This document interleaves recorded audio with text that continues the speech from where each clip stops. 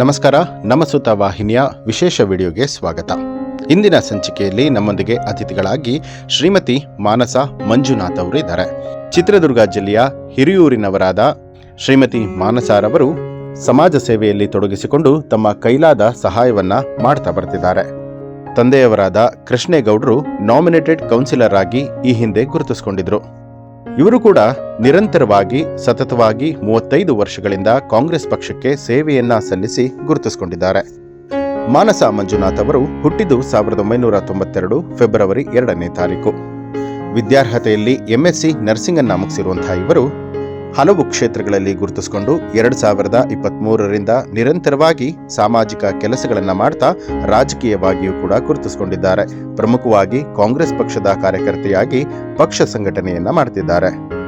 ಮಾನಸ ಮಂಜುನಾಥ್ ಅವರ ಪತಿ ಮಂಜುನಾಥ್ ಅವರ ಸಹಕಾರ ಪ್ರೋತ್ಸಾಹದಿಂದ ಈಗಾಗಲೇ ಮನವಿ ಆಸ್ಪತ್ರೆ ಹಾಗೂ ಮನವಿ ಟ್ರಸ್ಟ್ ಮುಖಾಂತರವಾಗಿ ಹಲವಾರು ಸಮಾಜಮುಖಿ ಕೆಲಸಗಳನ್ನ ಮಾಡ್ತಾ ಬರ್ತಿದ್ದಾರೆ. ಹುಟ್ಟಿದ್ದು ತುಮಕೂರಿನಲ್ಲಿ, ಆದರೆ ಹಿರಿಯೂರಿನ ಸೊಸೆಯಾಗಿ ಹಲವಾರು ಸಮಾಜಮುಖಿ ಕೆಲಸಗಳನ್ನು ಮಾಡ್ತಿದ್ದಾರೆ. ಮನವಿ ಎಂಬ ಆಸ್ಪತ್ರೆಯನ್ನ ಸ್ಥಾಪಿಸಿ ಬಡವರಿಗೆ ಸಹಾಯವಾಗುವಂತೆ ಹಲವಾರು ರೀತಿಯಾದಂತಹ ಹೊಸ ತಂತ್ರಜ್ಞಾನದೊಂದಿಗೆ ಉತ್ತಮ ಟ್ರೀಟ್ಮೆಂಟ್ ಅನ್ನು ಕೂಡ ಕೊಡಲಾಗ್ತಾ ಇದೆ. ಇನ್ನು ಮನವಿ ಟ್ರಸ್ಟ್ನ ಸಂಸ್ಥಾಪಕ ಅಧ್ಯಕ್ಷರಾಗಿರುವಂತಹ ಮಾನಸ ಮಂಜುನಾಥ್ ರವರು ಮಹಿಳೆಯರು ಎಲ್ಲಾ ಕ್ಷೇತ್ರದಲ್ಲೂ ಗುರುತಿಸಿಕೊಳ್ಬೇಕು ಅನ್ನುವಂತಹ ಗುರಿಯೊಂದಿಗೆ ಮಹಿಳಾ ಸಬಲೀಕರಣಕ್ಕಾಗಿ ಶ್ರಮವನ್ನ ವಹಿಸಿದ್ದಾರೆ. ಈ ಒಂದು ಮನವಿ ಅನ್ನುವಂತಹ ಟ್ರಸ್ಟ್ ಶ್ರೀ ನಿರ್ಮಲಾನಂದ ಮಹಾಸ್ವಾಮೀಜಿಯವರ ಆಶೀರ್ವಾದದೊಂದಿಗೆ ಆರಂಭ ಆಗುತ್ತೆ.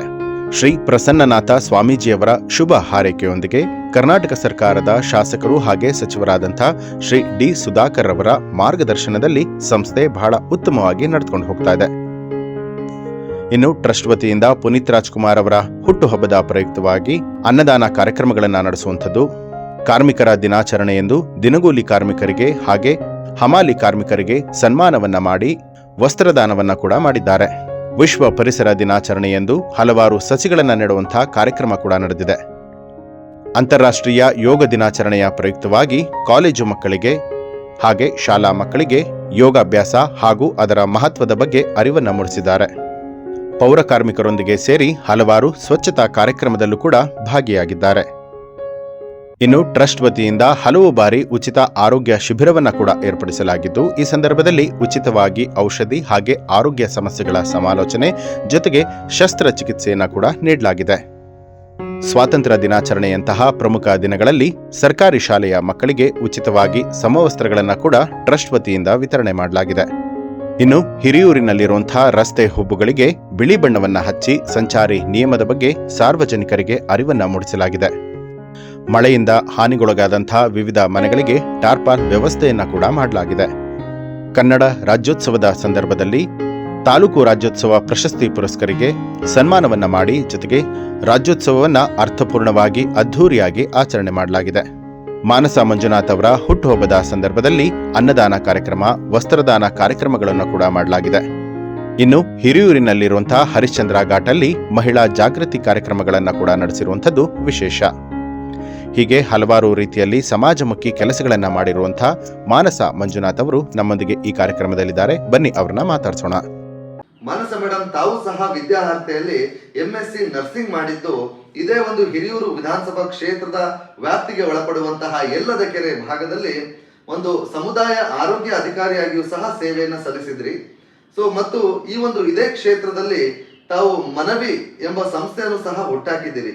ಈ ಒಂದು ಸಂಸ್ಥೆಯ ಮೂಲ ಉದ್ದೇಶ ಹಾಗೂ ಈ ಕ್ಷೇತ್ರದ ಜನತೆಗೆ ಆಗುವಂತಹ ಪ್ರಯೋಜನಗಳಾದರೂ ಏನು ಅನ್ನೋ ಒಂದು ವಿಚಾರವನ್ನ ಜನತೆ ಮುಂದೆ ಮಾಹಿತಿ ಕೊಡ್ಲಿಕ್ಕೆ ಇಷ್ಟಪಡ್ತೀರಿ. ಎಲ್ರಿಗೂ ನಮಸ್ಕಾರ. ಸಮಸ್ತ ಹಿರಿಯೂರಿನ ಮಹಾಜನತೆಗೆ ಮಾನಸ ಮಂಜುನಾಥ್ ಮಾಡುವ ನಮಸ್ಕಾರಗಳು. ಸರ್ ಹೇಳ್ದಂಗೆ ಖಂಡಿತ ಮನವಿ ಫೌಂಡೇಶನ್ ಮುಖಾಂತರ ನಾನು ಅಭಿವೃದ್ಧಿ ಕಾರ್ಯಗಳನ್ನ ಮಾಡಬೇಕು ಅನ್ನುವಂಥ ಒಂದು ಕನಸಿನ ಒಂದು ಹೆಜ್ಜೆಯಲ್ಲಿ ನಾನು ಈ ಒಂದು ಫೌಂಡೇಶನ್ನ ಮಾಡಿಕೊಂಡೆ. ಅದೇ ರೀತಿ 4 ವರ್ಷ ಹಿರಿಯೂರು ತಾಲೂಕಿನ ಯಲ್ಲದಕೆರೆಯಲ್ಲಿ ಅಲ್ಲೂ ಕೂಡ ಆರೋಗ್ಯ ಸೇವೆಯಲ್ಲಿ ನಾನು ಸಮುದಾಯ ಆರೋಗ್ಯ ಅಧಿಕಾರಿಯಾಗಿ 4 ವರ್ಷ ನಾನು ಕೆಲಸ ಮಾಡಿದೆ. ಹಾಗಾಗಿ ಗ್ರಾಮೀಣ ಭಾಗದಲ್ಲಿ ಮಾಡಿರುವಂತಹ ಒಂದು ಆರೋಗ್ಯ ಸೇವೆ ಬಹಳ ನನಗೆ ಸಂತಸ ತಂದಿದೆ. ಯಾಕೆಂದರೆ ಅಲ್ಲಿ ಕೊಟ್ಟಿರುವಂತಹ ಜನರ ಪ್ರೀತಿ ಇಲ್ಲಿವರೆಗೂ ನನಗೆ ತಗೊಂಡು ಬಂದಿದೆ.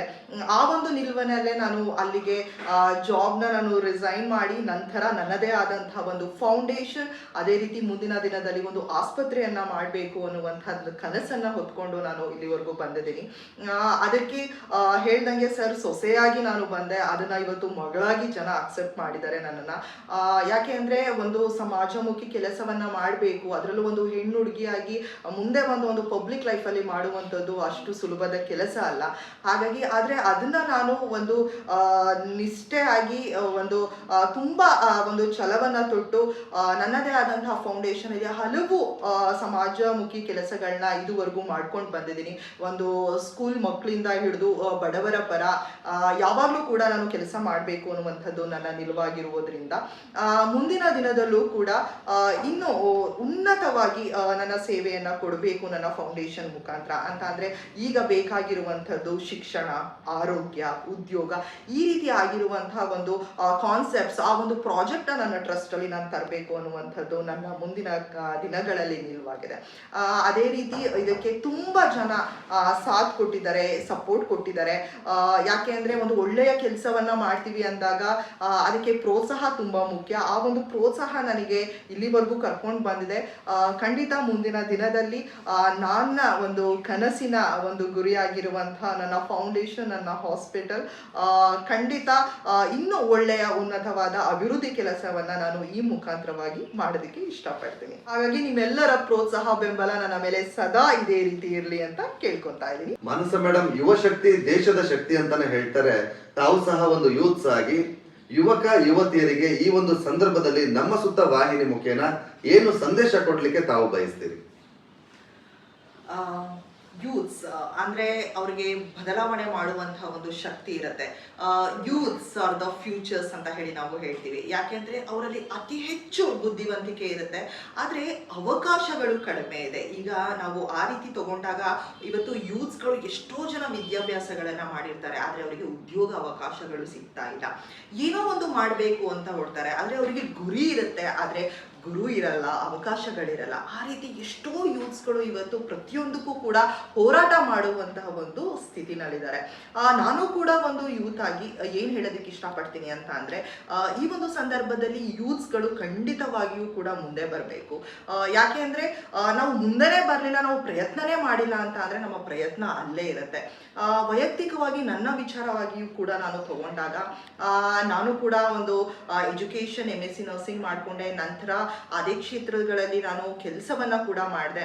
ನಂತರ ಮದುವೆ ಆಯಿತು, ಮಗು ಆಯಿತು. ನನ್ನ ಫ್ಯಾಮಿಲಿ ಇಟ್ಕೊಂಡು ಕೂಡ ನನಗೆ ಏನೋ ಒಂದು ಮಾಡಬೇಕು, ಲೈಫಲ್ಲಿ ಅಚೀವ್ ಮಾಡಬೇಕು, ಒಂದು ಉನ್ನತವಾದ ಒಂದು ಸಾಧನೆಯನ್ನು ಮಾಡಬೇಕು ಅಂತ ಒಂದು ನಿಲುವು ಇಟ್ಕೊಂಡೆ. ಆದರೆ ಆ ಕನಸು ಬರೀ ಕನಸಾಗೆ ಉಳಿಬಾರ್ದು, ಅದೊಂದು ಅಧಿಕೃತವಾಗಿ ತರಬೇಕು ಅಂತ ಹೇಳಿ ಅಂದ್ಕೊಂಡಾಗ ನನ್ನ ತಾಯಿ ಕೂಡ ಒಂದು ನಿಧನರಾಗ್ತಾರೆ. ಅವಾಗ ನನಗೆ ಅನಿಸುತ್ತೆ, ನನಗೆ ಏಕೆಂದರೆ ಬ್ಯಾಕ್ ಬೋನ್ ಆಗಿ ಇದ್ದಂಥವ್ರು ನನ್ನ ತಾಯಿ.